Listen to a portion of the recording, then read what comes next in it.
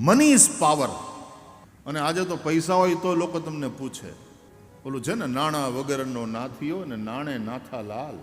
તમારે ત્યાં યજ્ઞ યાગાદિક પૂજા પાઠ માટે પધારતા બ્રાહ્મણો પણ તમને એ જ આશીર્વાદ આપે છે, સ્વસ્ત્યસ્તુ તેર કુશલમસ્તુ ચિરાયુરસ્તુ ગો વાજી હસ્તી ધનધાન્ય સમૃદ્ધિરસ્તુ.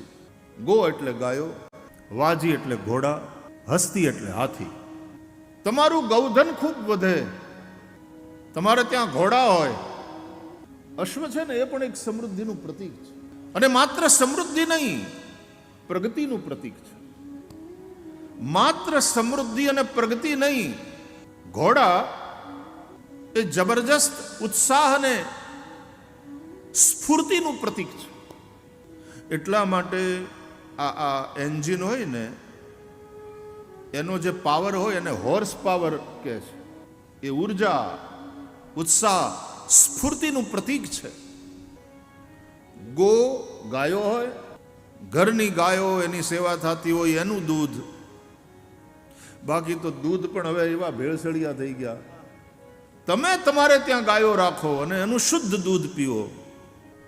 ભગવાને તમને આપ્યું હોય તો ઘોડા હોય અને હસ્તી હાથી. આપણે પહેલા દિવસે શોભાયાત્રા ભાગવત ભગવાનને હાથીની અંબાડી ઉપર વિરાજમાન કરીને તમે અહીંયા લઈ આવ્યા. હાથી લક્ષ્મી સાથે જોડાયેલું પ્રાણી છે.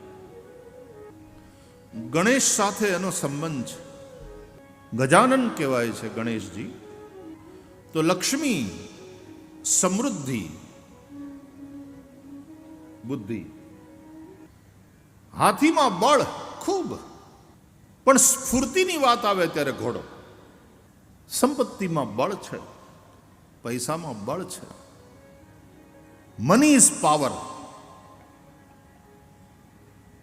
અને આજે તો પૈસા હોય તો લોકો તમને પૂછે, ઓલું છે ને, નાણાં વગરનો નાથીઓ ને નાણે નાથા લાલ.